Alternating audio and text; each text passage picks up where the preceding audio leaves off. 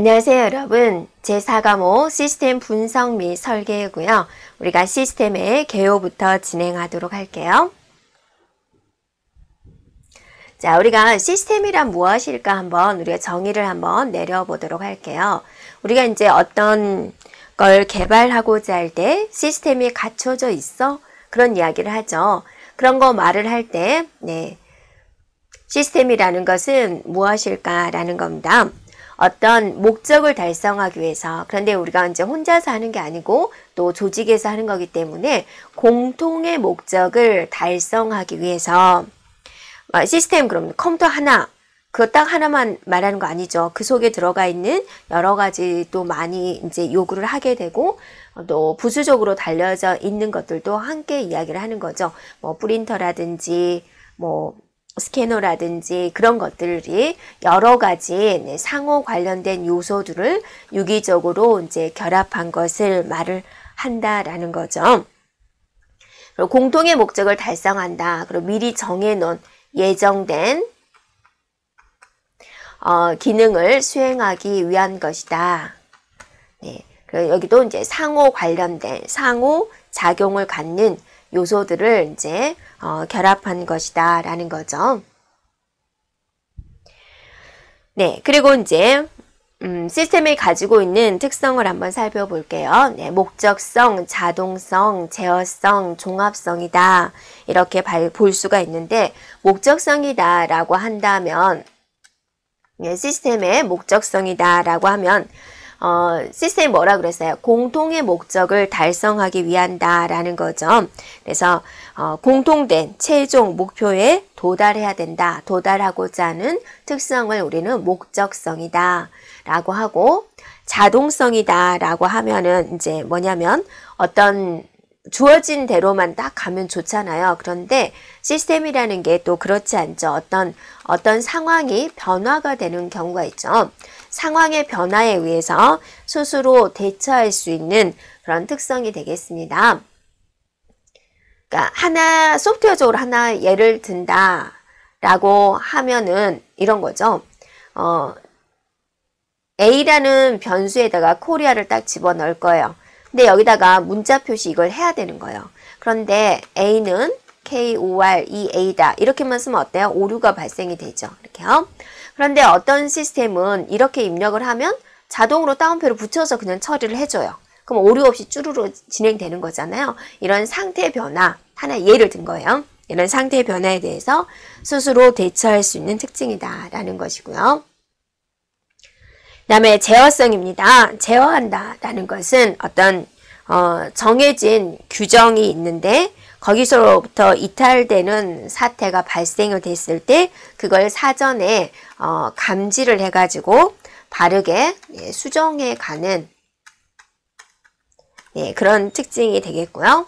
종합성이다 라고 한다면 이게 이제 상호 관련성이잖아요. 혼자서만 잘난 척해서 혼자서만 되는 것이 아니라 여러 가지 상호 의존 관계로 이루어지는 거죠. 의존 관계.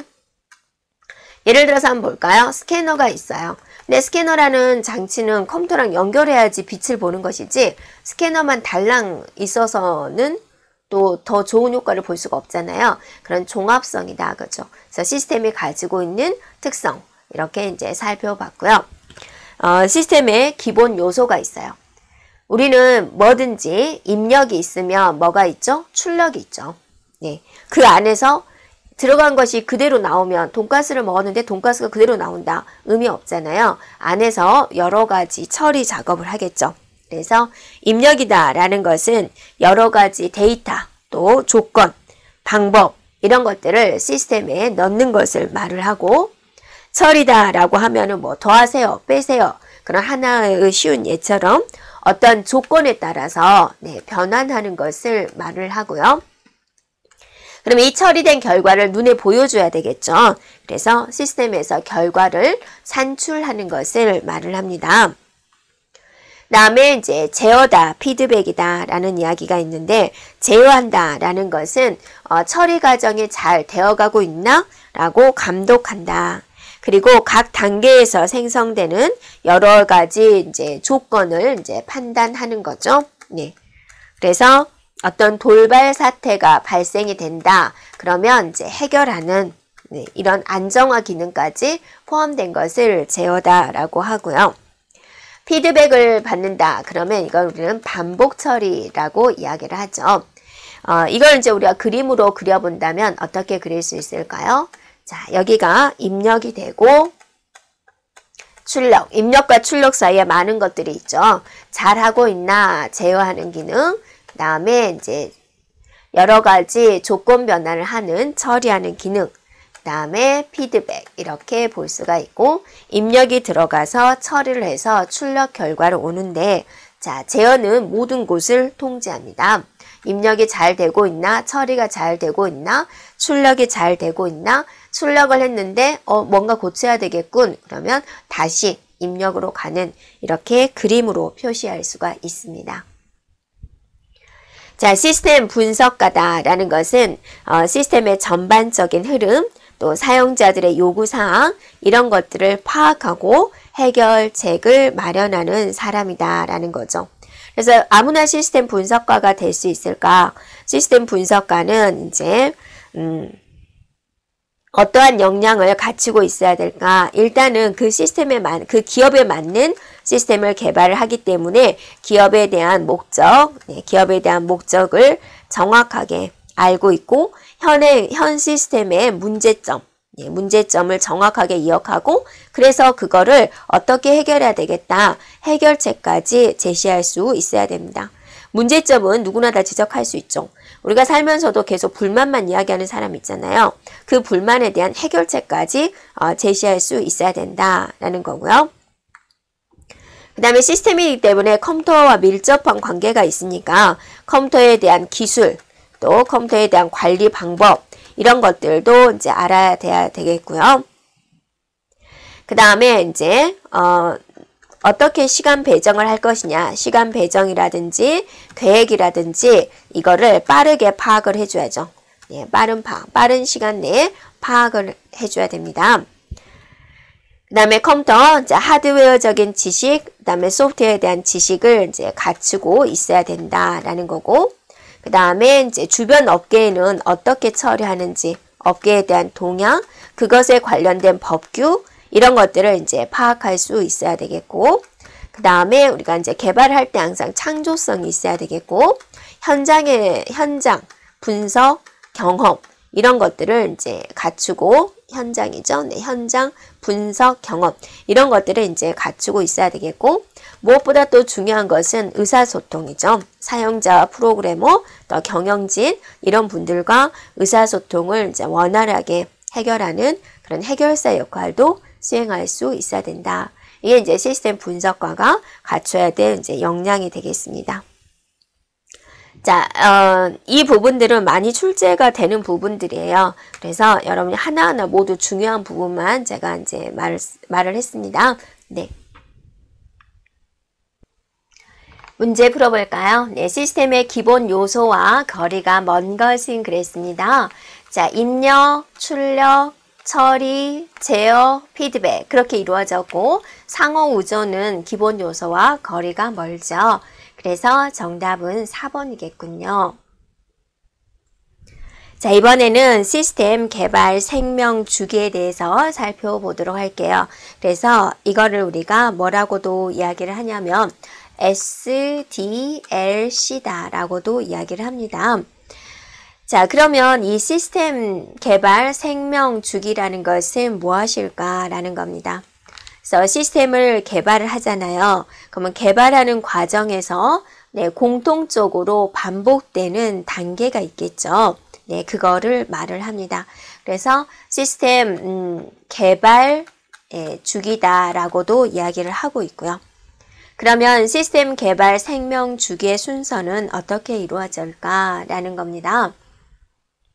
자, 우리가 어떤 시스템을 개발하고자 한다. 그러면 먼저 조사를 하겠죠. 네, 그 다음에 분석을 하게 되고, 그 다음에 설계를 하게 되고, 실제로 구현을 하게 되고, 문제가 없나 테스트를 하게 되고, 시스템을 돌려보고, 자, 유지 보수를 하는 이런 단계로 이루어졌어요. 그러면 각각의 단계는 무엇을 의미하고 또 무엇을 하는지 하나씩 살펴보도록 할게요. 자, 그러면 우리가 이제 단계 하나씩 세세하게 살펴보도록 할게요. 자, 첫 번째 단계가 시스템 조사였죠. 시스템을 조사한다라는 것은 뭐를 의미할까요? 일단은 현 상황에 대해서 알고 있어야 되겠죠. 그래서 현재 가지고 있는 시스템의 상태는 어떤가 라고 살펴보고요. 자, 그 현재 시스템을 사용하는 데 있어서 문제점은 무엇인가? 그리고 이 문제점을 해결하려면 어떻게 해야 될까? 고칠 수 있는가? 라는 것을 이제 살펴보는 단계가 되는 거죠. 그래서 이 시스템 개발에 타당성이 있는가라는 것을 살펴보고 또 새로운 시스템을 개발을 하는 데 있어서 맞는가라는 것을 이제 결정합니다. 그러면 이제 개발을 하겠다라고 하면 만약에 개발을 한다면 인력이 어느 정도 필요할까? 그 다음에 이제 비용은 어느 정도 필요할까? 일정은 어느 정도 필요할까? 이런 것들에 대한 이제 계획이 필요하겠죠. 자, 그러면 이제 조사를 해줘야 되는데 이 조사하는 방법에는 면접을 합니다. 인터뷰를 하는 거죠. 어떻게 생각하세요? 라고 면전에서 하는 방법이 있겠고 또 설문조사 하는 방법이 있겠죠. 또 직접 현장에 가보는 거죠. 현장에 대해서 관찰을 해보는 방법, 그 다음에 이제 자료는 뭐가 있는지 자료 조사를 하는 방법, 이러한 것들이 있다라는 겁니다. 자, 그러면 이제 또 이렇게 한 거를 우리는 반드시 뭐를 해야 된다? 문서화를 해야 된다라는 게 이제 중요한 개념이 되고요. 시스템 조사는 크게 예비조사와 기초조사로 나누어지게 돼요. 예비조사다 그러면 요구사항 조사입니다. 자, 이 시스템을 개발을 하는 데 있어서 과연 타당한가? 타당성에 대해서 조사를 하고 그 타당성에 대해서 이제 검토하는 그런 단계가 되겠습니다. 자, 그래서 이 타당성이다라는 것은 이제 기술적으로 가능한가? 기술적인 타당성, 그다음에 그 시스템을 운영하는데 필요한 운영적 타당성, 그 다음에 비용에 관련된 과연 경제적으로 가능한가, 경제적 타당성, 이런 것들을 이제 판단을 합니다. 그래서 이런 것들은 이제 주로 이제 관리자가 결정을 하는 거죠. 관리자를 대상으로 하고 있습니다. 이런 거죠. 10평 정도 되는 이 땅에다가 63빌딩을 세워주세요 라고 했어요. 여러분 이게 가능한가요? 네, 불가능하잖아요. 네, 이런 타당성 검사를 한다라는 겁니다. 네, 그래서 이 부분은 예비조사다, 요구사항 조사다 라고 이야기를 하고요. 자, 기초조사는 현장조사다라고 합니다. 그래서 시스템을 설계를 하는 데 있어서 시스템 분석가가 시스템 설계를 하는 데 있어서 필요한 지식을 얻기 위해서 현행 시스템이 이제 어떤 상황에 있는지 현행 시스템에 대한 상황, 그 다음에 이제 요구사항, 이걸 이제 사용자가 이렇게 해주세요라고 한 거잖아요. 요구사항에 대해서 이제 조사를 하는 거죠. 네. 그래서 이거는 주로 이제 실무자를 대상으로 하고 있다.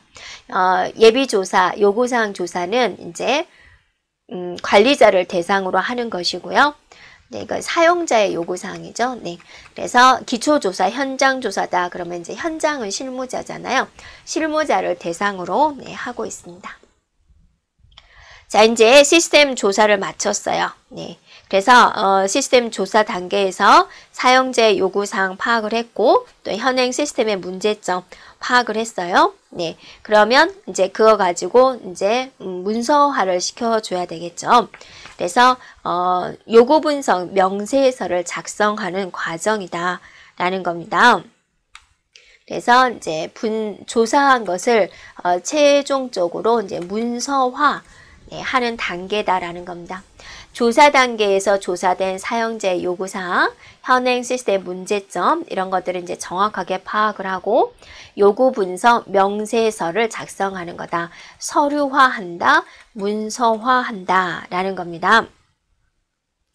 자, 그래서 이 분석 단계에서는 먼저 사용자에 대한 요구사항을 검토를 하는 거죠. 네, 그래서 이 요구사항을 해결할 수 있는지 시스템이. 자, 그 다음에 또 환경의 변화. 환경의 변화에 대해서 유연성 있는 시스템을 개발하기 위해서 기업의 환경 조사를 하고요. 자, 그 다음에 이제 현장 조사입니다. 네, 현 시스템과 사용자에 대한 요구사항을 정확하게 파악하기 위해서 현장 조사를 상세히 할 필요가 있고요. 또, 기업이 필요로 하는, 기업은 이제 이렇게 했으면 좋겠다. 기능과, 그것에 따른 활동을 조사를 합니다. 네. 그 다음에 이제 여기서 이제 자료 흐름도 또 자료 사전, 소단위 명세서 이런 기능 분석을 위한 도구가 있는데 그런 것들을 사용을 해가지고 이제 모델 설계를 하게 됩니다.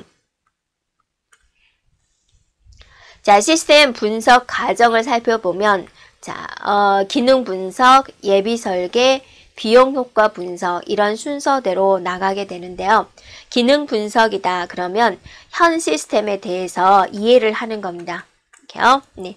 그래서 이것에 대한 문제점이 뭐가 있나 문제점을 파악을 하고 또 여러 가지 환경 특성에는 뭐가 있는지 파악을 하고 자, 적용하는 업무에는 무엇이 있는지 그런 것들을 살펴보고요. 예비 설계에서는 이제 가용 자원, 쓸 수 있는 자원에 대한 확인, 그 다음에 제약 조건은 뭐가 있는지, 적용하는 기법에 대한 선정은 무엇인지 이런 것들에 대한 내용이 되고요. 비용 효과 분석이다라는 것은 이제 뭐냐면 이 대체안을 작성을 합니다. 이러이럴 경우가 안 됐을 때는 이렇게 하자. 그 다음에 이제 전산화 비용, 전산화를 하면 비용이 어느 정도 들까? 또 이 대체안에 대한 평가 이런 것들을 하는 단계다라고 보면 되겠고요. 자, 시스템 설계 단계는 무엇을 할까?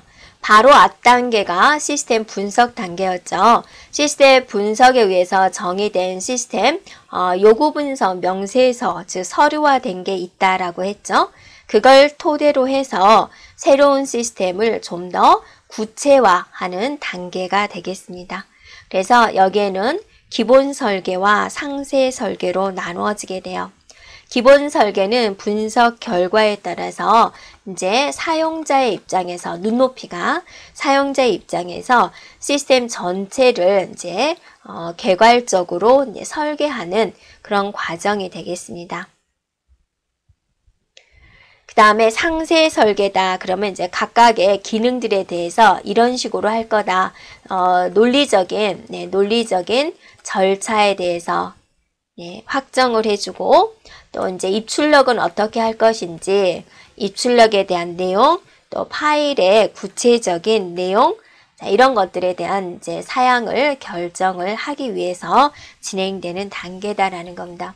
그래서 이루어지는 것은 이제 코드 설계가 되겠고 입력 설계, 출력 설계, 파일 설계, 프로그램 설계 자, 이런 과정으로 이제 이루어지게 됩니다. 자, 이제 설계를 했어요. 이제 구현을 합니다. 설계 단계에서 산출된 그 설계의 사양에 따라서 프로그램 언어를 이용을 해서 이제 드디어 프로그램을 작성하는 거죠. 프로그램을 작성하는 첫 번째 코드를 우리는 원시 코드다라고 합니다. 자, 그러면 이제 구현을 하게 되면 또 거기에 또 문제점이 있을 거니까 각 오류를 찾는 과정이 이제 디버깅 과정이 이루어지게 되고요. 그 다음에 이제 그 결과가 잘 됐는지 검증을 받아야 되겠죠. 검증받기 위해서 뭐를 해줘요? 테스트 과정을 거치게 되는 거죠. 자, 테스트 과정은 사용자의 요구에 따라서 그 시스템이 제대로 구현됐나 라는 것을 검증하는 단계가 되겠고요. 테스트의 종류는 통합 테스트가 있고 시스템 테스트가 있고 인수 테스트가 있어요. 통합 시스템이다. 그러면 이제 여러분이 큰 프로그램을 하나의 덩어리로 만드는 것이 아니라 이렇게 이제 쪼개서 이런 식으로 쪼개서 만든 다음에 그걸 이제 이어 붙여서 만드는 건데, 네, 통합 시스템이다. 그러면 이 쪼개진 단위를 우리가 뭐라 그러냐면 모듈이라 그래요. 하나하나 검토를 해야 되겠고 이 모듈과 모듈을 합했을 때도 검토를 하는 거죠. 통합 테스트는 모듈들을 통합해 가지고 시스템의 전반적인 흐름에 대한 오류를 점검해 보는 테스트가 되겠고요. 시스템 테스트다라는 것은 뭐냐면 원래의 요구사항을 만족했는가라는 것을 알아보는 거고요. 인수 테스트다라는 것은 이제 사용자에게 건네주는 거죠. 사용자가 너가 요구한 게 이런 게 맞지 하고 사용자에게 인수하는 과정에서 보여주는 거죠. 이렇게 요구하셔서 이렇게 구현이 됐어요 라는 걸 보여주는 겁니다. 자, 시스템 운영에서는요, 개발된 시스템을 실제 업무 처리에 적용을 해서 활용하는 단계가 되겠고요. 유지 보수입니다. 유지 보수는 이제 여러분 AS라고 생각해 주면 돼요. 시스템을 감시하고 주기적으로 평가를 합니다. 그래서 시스템을 항상 최상의 상태로 이제 유지하는 단계가 되겠고, 시스템 개발 중에서 가장 많은 비용이 투입되는 그런 단계가 되겠고요. 네, 그 다음에 이제 여기서 이제 수정을 한다든지 관리한다든지 이런 게 용이한 시스템을 유지보수가 이제 쉬워진다라고 하고요. 유지보수에 대한 종류는 이런 것들이 있어요. 많이 있는데요. 먼저 수정 유지보수, 적응 유지보수, 완전 유지보수, 예방 유지보수가 있어요. 수정 유지보수다라는 것은 시스템을 운영하면서 오류가 발생이 됐네. 그럼 발견된 오류를 바로 이제 수정을 하는 거죠. 그래서 수정 유지보수다라고 하고요. 적응 유지보수다라는 것은 뭐냐면 어떤 환경이 변경이 됐을 때 변화된 그 환경에 맞게 시스템을 수정해 가는 이제 방법이 되겠고요. 완전 유지보수다라는 것은 업무에 대한 기능을 확장을 하고 또 성능 개선을 위해서 수정하는 작업을 말을 하고요. 예방 유지보수다라는 것은 뭐냐면 더 좋은 조건을 갖도록 향상시키기 위해서 수정하는 작업을 예방 유지보수다라고 합니다. 자, 문제 풀어볼까요? 시스템 개발 단계 중 입출력 자료와 코드 설계가 이제 수행되는 단계는 무엇입니까? 라고 그랬어요. 그래서 이거는 이제 상세 설계 단계가 되겠습니다.